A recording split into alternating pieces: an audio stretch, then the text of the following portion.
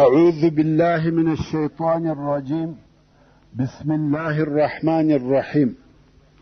إن الحمد لله نحمده ونستعينه ونستغفره ونعوذ بالله من شرور أنفسنا وسيئات أعمالنا. من يهده الله فلا مضل له ومن يضلل فلا هادي له، وأشهد أن لا إله إلا الله وحده لا شريك له، وأشهد أن محمدا عبده ورسوله صلى الله عليه وآله وسلم تسليما كثيرا. أما بعد، د سرور کائنات صلی الله علیه و آله وسلم ژوند. محترم ورونو، زموږ قصه دې ځای ته را رسېدلې وه. پر کعبه شریفه هیچا طواف نه کاوه بې له دوو ښځو. دغه دوې ښځې چې پر ما راغلې په دغه وخت کې یې په خپلو دعاوو کې اساف او نائله بلل. ما ورته وویل دا دوه څه صفت لري؟ دا خو هغه دوه زناکاره دي. ورونو، د اساف او نائلې قصه خو مو د مخه درته کړې ده. ابوذر رضی الله تعالی عنه وایي دغه دوو ښځو په نارو او غالمغال شروع وکړه او ویل کشکې زموږ د نفرو څخه دلته یو څوک وای او ښځې په دغه نارو کې د حرم شریف څخه وځي چې د هاخوا څخه رسول الله صلی الله علیه و آله وسلم او ابوبکر صدیق رضی الله تعالی عنه د غره د طرفه څخه راکښته کېده. دغه ښځې په مخه ورغلې. د ښځو څخه یې پوښتنه وکړه څه درته پېښه ده؟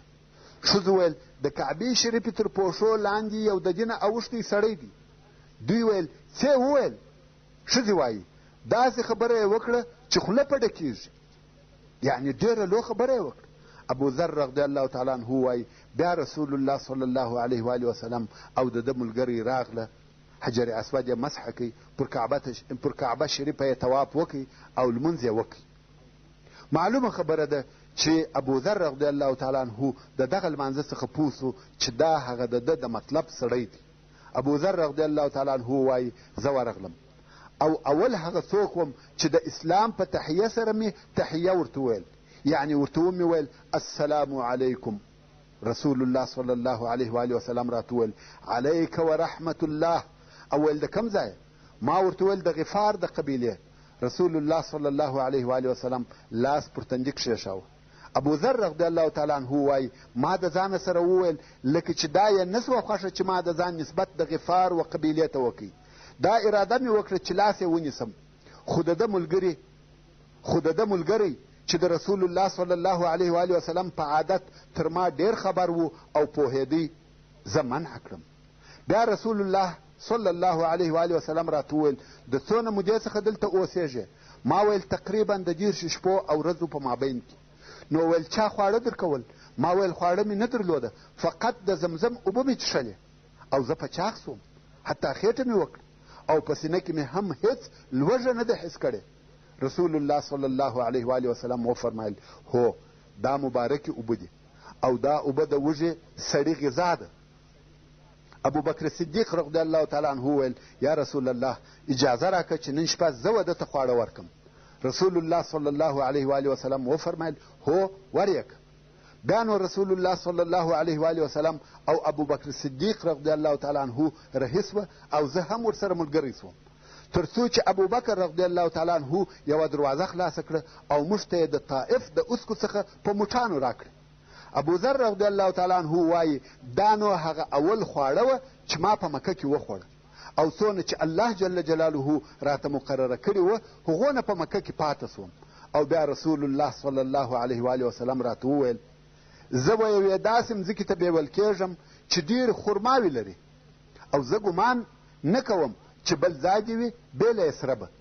آیا ته ستا و قوم ته زما د طرفه تبلیغ او دعوت کوې؟ شاید الله جل جلاله په تا سره دوی ته نفع ورسوي او تا ته د دوی په سبب اجر او ثواب درکړي. ابوذر رضی الله تعالی عنه وایي د مکې مکرمې څخه رهي سوم تر څو چې و اونیس ته ورغلم. هغه راته وویل څه دې وکړه؟ ما ویل زه مسلمان سوم او د هغه سړي تصدیق مې وکړي. اونیس ویل زه هم نه غواړم چې بې له ستا د دینه څخه بل دین اختیار کړم، زه هم مسلمان یم او د رسول الله صلی الله علیه و آله وسلم تصدیق کوم. بیا موږ دواړه زموږ مور ته ورغلو، هغې ته مو خپل دین او حال ووایه. هغې ویل زه هم ستاسې د دین څخه مخالفت نه کوم، زه هم مسلمانه یم او هغه څه منم چې رسول الله صلی الله علیه و وسلم یې وایي. نو موږ د دغه ځای څخه رهیس وو څو خپل قوم او د غفار قبیلې ته ورسېدو او هلته مو په دعوت شروع وکړه.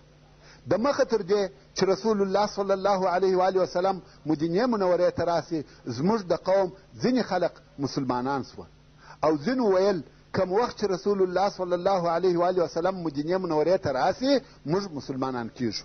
کم وخت چې بیا رسول الله صلی الله علیه و وسلم مدینې منورې ته راغلی، هغه نورو پاتو خلقو هم ایمان راوړي او بیا د اسلم قبیله چې وغفار ته نږدې وه راغله. ویل یا رسول الله موږ هم پر هغه شي ایمان راوړی دی کم چې زموږ ورونو پر راوړی دی.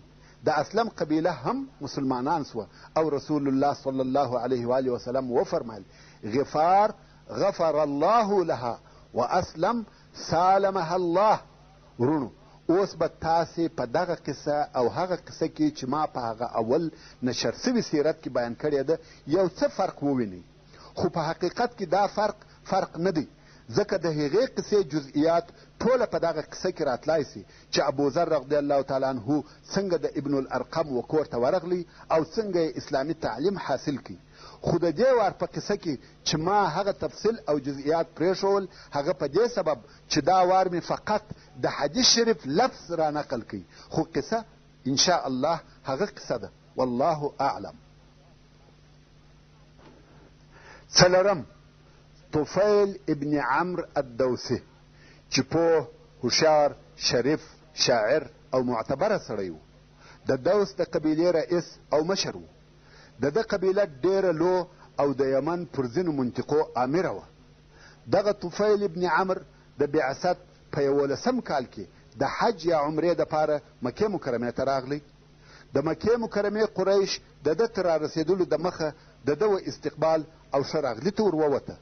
د ده یې ډېر احترام او اکرام وکړي ځکه د لوی قبیلې مشر او سردار دی. او په اول ملاقات کې یې ورته وویل یا طفیل ته زموږ وطن ته راغلې، خو پام کوه په موږ کې یو لوی ساحر پیدا سوی دی چې موږ یې سره پاشلي او جلا کړي یو. د ده په خبرو کې سحر پروت دی، زوی او پلار سره جلا کوي، ورور او ورور سره جلا کوي، ښځه او خاوند سره جلا کوي. موږ پر تا او ستا پر قوم د هغه څه څخه بیریږو چې موږ ته یې راپېښ کړي دي. مه ته خبرې ورسره کوه او مه د ده خبرې اوره. هر چا چې د ده خبرې اورېدلې دي د جادو تر تاثیر یې لاندې سوی دی. دا د قریشو عادت و، هر څوک چې به مکې مکرمې ته راغلی دوی به د مخه بیراوه، خاصتا که به هغه څوک د عربو د قبیلو مشر او سردار و، ځکه قریشو نه غوښته چې څوک د رسول الله صلی الله علیه و وسلم څخه د اسلام خبرې واوري. نو طفیل ته یې هم وویل چې ډېر احتیاط به کوې چې د محمد صلی الله علیه و وسلم خبرې وانورې. طفیل هم ډېر وبېرېدی. طفیل وایي دونه یې دا خبرې راته وکړې چې د ځان سره مې دا فیصله وکړه چې د ده څخه به هیڅ شی نه اورم او نه به خبرې ورسره کوم. په سهار کې چې مسجد الحرام ته تلم په غوږو کې مې پنبه کښېښول، دا د دې دپاره چې په خطا کې د محمد صلی الله علیه و وسلم خبرې راڅخه وانه اورېدل سي.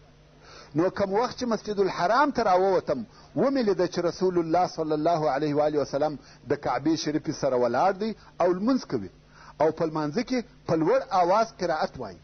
زه طواف کوم او ده ته ګورم خو شی نه اورم ځکه غوږونه مې په پنبو پټ دي. خو د الله جل جلاله خوښه وه چې د محمد صلی الله علیه و وسلم څخه ځینې شی واورم او هغه مې ښې خبرې واورېدې.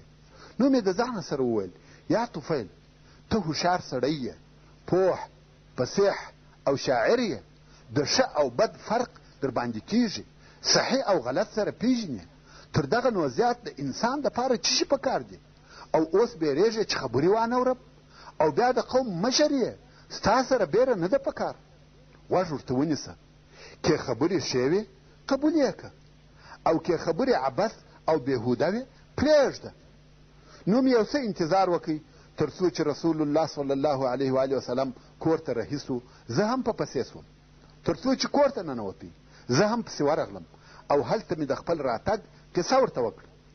دا مې هم ورته وویل چې خلقو څونه ستا څخه او ستا د خبرو د اورېدلو څخه بیرولی وم، تر داسې اندازې چې غوږونه مې په پنبو بند کړه، او بیا مې ستا یو څه خبرې واورېدې، او اوس دغه ستا خبرې او کار و ما ته بیان کړه. دغه ستا د دین خبرې راته وکړه، قرآن راته ووایه. طفیل وایي په والله هېڅکله مې تر دغه شی خبرې نه وې اورېدلې او نه مې تر دغه د عدل کار لیدلی و. اسلام مې په زړه کې ځای ونیوی او زه مسلمان سوم. د شهادت کلمې مې وویلې. سبحان الله. د دوس د قبیلې رئیس ایمان راوړی، دا څونه لو کامیابي ده. رسول الله صلی الله علیه و وسلم هم ډېر په خوشحاله سو. دا خبر په مکه مکرمه کې نشر سو چې طفیل مسلمان سو. قریش وارخطا سوه چې د دوس د قبیلې رئیس، هغه چې په عربو کې ډېره لو قبیله ده، ایمان راوړي. او ژر و طفیل ته راغله، ویل یا طفیل اصبعت، یعنې د دینه واوښتې؟ طفیل ویل یا، بلکې مسلمان سوم. او ویل اشهد ان لا اله الا الله واشهد ان محمدا رسول الله. قریشو غوښته چې ویې بیروي، ویل موږ دې وژنو. طفیل ویل والله که تاسې ما ته آزار راکوي، د دوس قبیله به تاسې پرې نږدې، څوک ما وهلی یا وژلی سي. د دوس ټوله قبیله پر ما ولاړه ده. بیا نو طفیل و رسول الله صلی الله علیه و وسلم ته ورغلی، ویل یا رسول الله، هر قسم چې ستا خوښه وي امر مې که. که غواړې چې ستا سره پاته سم حاضر یم، که غواړې چې خپل قوم ته ولاړ سم هم ستا خوښه ده. سبحان الله. د اولې لحظې څخه چې ایمان زړه ته ننوتی، مطلق اطاعت یې قبول کړي، تر هر څه تیر دی. رسول الله صلی الله علیه و وسلم وفرمایل یا خپل قوم ته ولاړ سه او قوم دې اسلام ته دعوت کړه.